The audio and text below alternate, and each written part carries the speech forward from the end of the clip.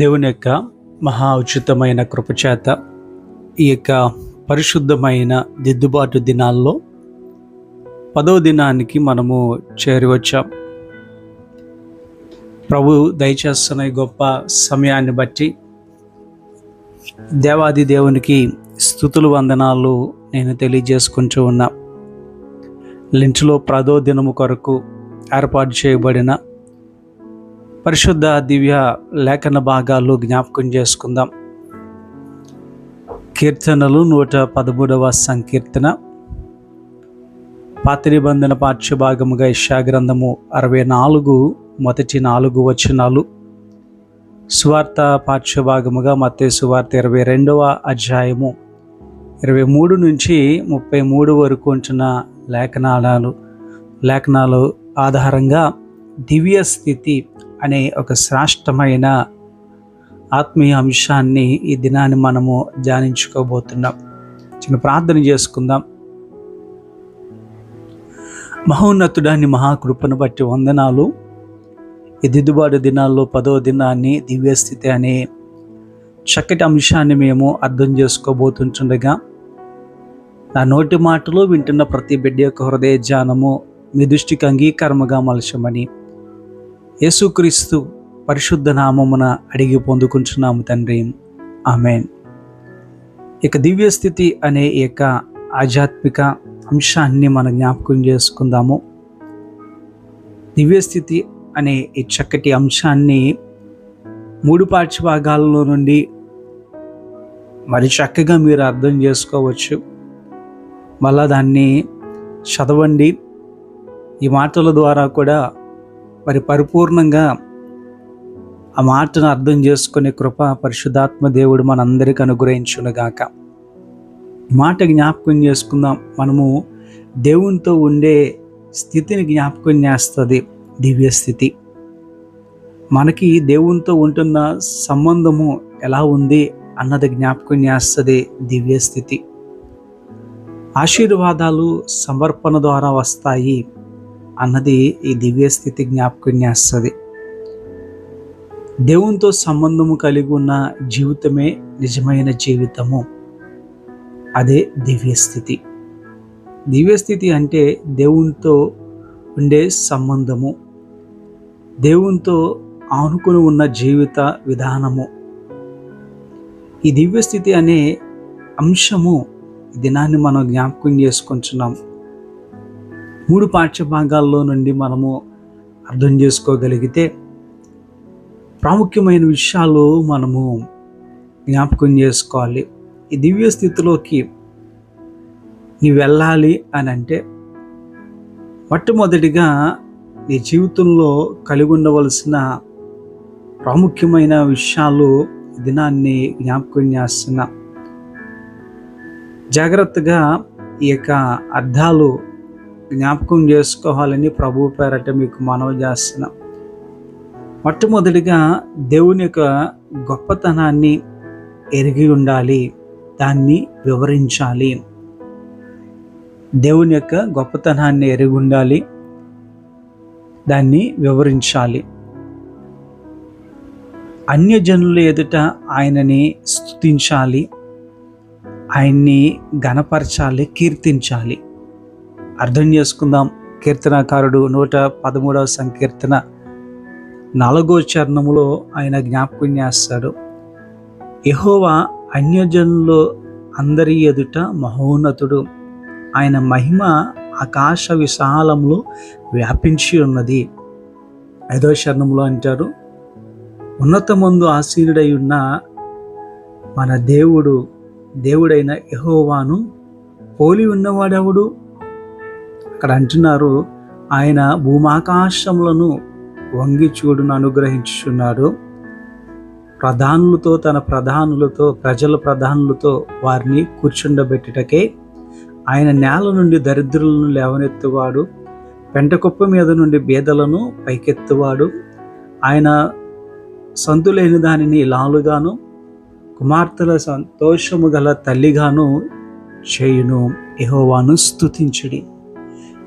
ఈ కార్యాలన్నీ చేస్తున్న విధానాన్ని బట్టి మనము ఖచ్చితంగా దేవుణ్ణి మనము స్తుతించాలి అనే విషయాన్ని చాలా స్పష్టంగా మనం జ్ఞాపకం చేసుకుంటున్నాం కదా. ఇలా చేశారు గనక ఆయనని మనము స్తుతించాలి. అలా ఆయనను స్తుతించేవారుగా మనము మారాలి. అలా స్తుతించేవారుగా మనము మారాలి అనే విషయాన్ని జ్ఞాపకం చేస్తున్నాం. చూడండి, కీర్తనకారుడు మొదటి చరణంలోనే అంటారు, యెహోవాను స్తుతించుడి, యెహోవా సేవకులారా ఆయనను స్తుతించుడి, యెహోవా నామమును స్తుతించుడి. 2026వ సంవత్సరము లెంటు ఈ దివ్య స్థితిలోకి మారాలి అని అంటే మనం దేవుణ్ణి ఎల్లప్పుడూ ఎల్లవేళలా ఆయన చేసిన మేలును బట్టి మనం ఆయనని స్తుతించాలి, కృతజ్ఞతాస్తుతులు చెల్లించాలి. బైబిల్లో మనం చూస్తాము కదా, ఏమిచ్చినా ఇవ్వకపోయినా మన పితరులు ఆయన్ని స్తుతించారు. ఉదాహరణకి మనందరికీ జ్ఞాపకం వచ్చేది మొట్టమొదటిగా యోబు గారు. యెహోవా ఇచ్చును యెహోవా తీసుకొనెను, ఆయన నామమునకు మహిమ కలుగును గాక అని చెప్పిన ఆయన. అలాగే షడ్రక్ మేషక్ అబేద్నెగోలు దేవుని స్తుతించారు, హబక్కుకు దేవుణ్ణి స్తుతించారు కదా. ఈ దినాన్ని మనం కూడా దేవుని స్తుతించాలి. కేవలము దేవుడు మనకి మేలు చేసినప్పుడే ఆయన స్తుతించడం కాదు, దేవుని కార్యము చేయడంలో ఆలస్యం చేసినప్పటికీ ఆయన్ని ప్రశ్నించేవారుగా ఉండకూడదు, కానీ అప్పుడు కూడా మనం ఆయన్ని స్తుతించాలి. ఏం జరిగినా జరగకపోయినా ప్రతి విషయము ఎల్లప్పుడూ మనం దేవుణ్ణి స్తుతించాలి. స్తుతించే ప్రతి విషయమును బట్టి కదా మనం దేవుణ్ణి ఖచ్చితంగా ఆయన చేసిన ప్రతి కార్యమును బట్టి దేవుని స్తుతించాలి అనే లేఖనాలు మనకి జ్ఞాపకం చేస్తూ ఉంటున్నాయి. మరొక విషయాన్ని మనము అర్థం చేసుకోవడానికి ప్రయత్నం చేద్దాం. నువ్వు దివ్య స్థితిలోకి వెళ్ళాలంటే మొట్టమొదటిగా ఈ యొక్క దేవుని యొక్క గొప్పతనాన్ని ఎరిగి ఆయన్ని స్తుతించేవారుగా నువ్వు మారినప్పుడు దేవుని యొక్క గొప్ప దివ్య స్థితిలోకి మనం వెళ్తాం. రెండవదిగా దేవుని యొక్క వాక్యాన్ని ఎరిగిన వారిగా ఉండాలి. ఇక్కడ సద్దుకయ్యలు లేక ఆత్మీయ స్థితిని అక్కడ ఆయన గమనించిన వారిగా మనం చూస్తూ ఉంటున్నాం. ఈ సద్దుకయ్యలు ఎవరు అంటే పునరుద్ధానాన్ని అంగీకరించిన వారు పునరుద్ధానాన్ని గురించిన ప్రశ్న వేయడం అన్నది చాలా, మన భాషలో చెప్పాలంటే కామెడీగా ఉంది. 23వ వచనము మత్తయి సువార్త 22-23వ వచనం చూస్తున్నప్పుడు, పునరుద్ధానము లేదని చెప్పడి సద్దుకయ్యలు ఆ దినమున ఆయన యొద్దకు వచ్చి కదా, పునరుద్ధానమును నమ్ముతారా అంటే వీరు నమ్మరు. ఆ నమ్మని వారు పునరుద్ధానం గురించి ప్రశ్న వేస్తున్నారు. అందుకే ప్రభువు చూడండి మాట్లాడుతూ ఉంటారు 28వ వచనంలో, పునరుద్ధానమందు ఈ 7గురిలో ఆమె ఎవరికి భారీగా ఉంటుంది అనే ప్రశ్న వాళ్ళు వేస్తున్నప్పుడు యేసు ప్రభు వారికి హృదయాన్ని ఎరిగిన వారుగా ఈ మాటలు జ్ఞాపకం చేస్తున్నారు. 29వ వచనం అంటారు, అందుకు యేసు లేఖనములుగా కదా దేవుని శక్తిని ఎరగని మీరు పొరబడుచున్నారు కదా. లేఖనాల యొక్క శక్తిని తెలియకుండా మీరు పొరపడుతున్నారు అనే మాటని జ్ఞాపకం చేస్తూ ఉంటున్నారు. దివ్య స్థితిలో మనము వెళ్ళాలి అని అంటే ఆయన్ని స్తుతించాలి అనే విషయాన్ని మనం జ్ఞాపకం చేసుకున్నాం. సిద్ధపడాలి, లేఖనములను ఖచ్చితంగా చదవాలి, వారిని గూర్చిన పరిపూర్ణమైన అవగాహన మనకు ఉండాలి. లేఖనాలు తెలియకుండా ఆయన్ని మనం ఎలా ఎరుగుతాము? ఈ దినాన్ని లేఖనాలు చదవడానికి ప్రయత్నం చేయండి. దేవుని వాక్యాన్ని నువ్వు ఎరిగి ఉన్నావా కదా. చాలామంది దేవుని వాక్యాన్ని అపార్థం చేసుకుంటూ ఉంటారు. ప్రస్తుత దినాల్లో ఈ మాటలు జ్ఞాపకం చేస్తున్నాను. ఎందుకు యేసుక్రీస్తు ప్రభువారు ఉపమాన రీతిలో వారితో మాట్లాడుతూ ఉన్నారు అని అంటే, గడిచిన 2-3 దినాలుగా కూడా మనము ఈ యొక్క ఉపమానాల గురించి మాట్లాడుతూ ధ్యానం చేసుకుంటూ చక్కటి అంశాలను మనం అర్థం చేసుకుంటూ ఉంటున్నాం. గడిచిన కొద్ది దినాలుగా మనం యేసుక్రీస్తు ప్రభువారు చెప్తున్న ఉపమానాలను మనం జ్ఞాపకం చేసుకుంటూ ఉంటున్నాం. యేసుక్రీస్తు ప్రభువారు పరిశుద్ధమైన దేవాలయంలో ఆయన బోధిస్తూ ఉంటున్నప్పుడు ఏ అధికారం చేత నువ్వు ఈ కార్యం చేస్తున్నావు అని ప్రశ్నించిన విషయాన్ని మనం చూస్తున్నాం. ఎందుకు అట్లా ప్రశ్నించారు అని అంటే, ఆయన త్రోవలో వస్తున్నప్పుడు అంజూరపు చెట్టును శపించినప్పుడు అది ఎండిపోవడాన్ని చూసి వారు ఆశ్చర్యపడుతూ ఆయన వెంబడిస్తూ ముందుకొచ్చారు. దేవాలయంలో ఆయన బోధిస్తున్నప్పుడు ఆయన బోధకు ఆశ్చర్యపడుతూ ఆయన ప్రశ్నించడం మొదలుపెట్టారు. అక్కడే ప్రశ్నించారా అంటే కాదు, ఉపమానాన్ని విన్నారు. 2 కుమారులు ఉపమానాన్ని ఆయన జ్ఞాపకం చేసినప్పుడు వింటున్నారు. అక్కడ ఆయన్ని ప్రశ్నించడానికి వారు ఇష్టపడ్డారు. ద్రాక్ష తోట ఉపమానాన్ని వారు చెప్పినప్పుడు విన్నారు. పెళ్లి విందుకు సిద్ధపాటు అవుతున్న వ్యక్తిని చూసినప్పుడు, ఆ ఉపమానాన్ని చెప్పినప్పుడు వారు ప్రశ్నించడానికి వారు ముందుకు వచ్చినట్టుగా చూస్తున్నాం. ఎన్ని ఉపమానాలు వింటూ ఇంకనూ సద్దుకయ్యలు ప్రభువుని చిక్కు పెట్టాలని ప్రయత్నంలో వారు ముందుకు సాగుతూ ఇక్కడ అంటున్నారు, పునరుద్ధానాన్ని నమ్మని వారు, పునరుద్ధానాన్ని గురించి అంగీకరించకపోయిన వారు, నమ్మకపోయిన వారు పునరుద్ధానాన్ని గురించి ప్రశ్నించడం అనేది మనం అక్కడ చూస్తూ ఉంటున్నాం. అందుకే అంటున్నారు, అందుకు యేసు లేఖనములను గాను దేవుని శక్తిని కానీ ఎరగని మీరు అనే మాటను మాట్లాడుతూ ఉన్నారు కదా. పునరుద్ధానాన్ని గురించి ఆయన అంటున్నారు, నేను అబ్రహాము దేవుడును, ఇస్సాకు దేవుడును, యాకోబు దేవుడును అని దేవుడు మీతో చెప్పిన మాటలు మీరు వినలేదా? ఆయన సజీవులకే దేవుడు కానీ మృతులకు దేవుడు కాదని వారితో చెప్పాను. దీనిని మనము ఎలాగ అర్థం చేసుకోవాలి అని అంటే, యేసు ప్రభు అంటున్నారు, నేను అబ్రహాము, ఇస్సాకు, యాకోబు దేవుల్ని అని. ఈ దినాన్ని మనం కూడా జ్ఞాపకం చేసుకోవాలి, దేవుని మహాకృపను కదా. చాలా అర్థమయ్యే రీతిలో ఆయన మాట్లాడుతూనే ఉన్నారు. అయ్యా, నేను అబ్రహాం, ఇస్సాకు, యాకోబు దేవుల్ని అని చెబుతూ, నేను మృతులకు దేవుని కాను అని చెబుతూ ఆయన అంటున్నారు, మృతులకు తీర్పు తీర్చేవాడిని నేను. మృతులకు దేవుణ్ణి కాదు కానీ మృతులకు తీర్పు తీర్చే దేవుణ్ణి నేను.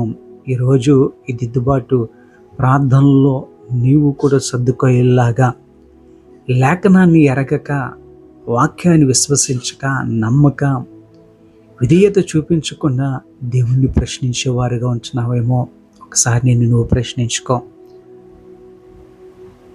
దివ్యస్థితి కదా, పరిశుద్ధాత్మ దేవుడు చాలా స్పష్టంగా మనతో సర్దుకోయల ద్వారా మనతో ఈ దినాన్ని మాట్లాడుతూ ఉంటున్నారు.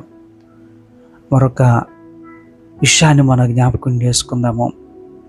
దివ్య స్థితిలోకి నువ్వు వెళ్ళాలి అని అంటే దేవుని కొరకు కనిపెట్టేవారుగా నువ్వు ఉండాలి. దేవుని కనిపెట్టేవారుగా ఉండాలి. మొదట దేవుని స్తుతించేవారుగా ఉండాలి. దేవుని లేఖనాలని రెండవదిగా ఎరిగిన వారుగా ఉండాలి. మూడవది దేవుని కొరకు కనిపెట్టేవారుగానే ఉండాలి. అప్పుడు ఖచ్చితంగా నువ్వు దివ్య స్థితిలోకి చేరగలుగుతావు. నీ స్థితి మారుతుంది. యెషయా గ్రంథము 66:4 అంటారు, తన కొరకు కనిపెట్టి వారి విషయంలో కదా, నువ్వు దేవుని కొరకు కనిపెట్టాలి. దేవుని కొరకు కనిపెట్టే స్థితిలో నీవు ఉండాలి. దేవుని కొరకు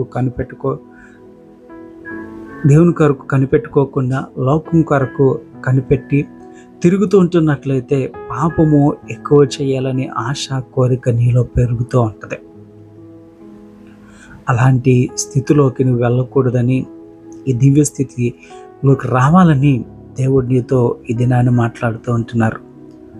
64వ అధ్యాయం యెషయా గ్రంథం 1వ వచనంలో చూసినప్పుడు, గగనములు చీల్చుకొని నువ్వు దిగి వచ్చేదవు కాక, నీ సన్నిధి పర్వతములు తత్తరిల్లును గాక. ఆయన ఎంత గొప్పవాడో జ్ఞాపకం చేస్తున్నాడు. అట్లాంటి దేవుణ్ణి నువ్వు వస్తాడు అని అంటున్నప్పుడు ఆయన కొరకు కనిపెట్టేవాడుగా నువ్వు ఉండాలి. గగనములు చీల్చుకొని నీ దగ్గర రాబోతున్నప్పుడు నువ్వు కనిపెట్టే అనుభవం లేకపోతే నీ స్థితి ఏమైపోతుంది? ఆయన కొరకు కనిపెట్టే వారి విషయంలో, ఆయన కొరకు కార్యము సఫలం చేయు వారి కొరకు 4వ వచనంలో అంటారు, తన కొరకు కనిపెట్టి వారి విషయమై నువ్వు తప్పక తన కార్యము సఫలము చేయు దేవుడిగా నీవు ఉన్నావయ్యా.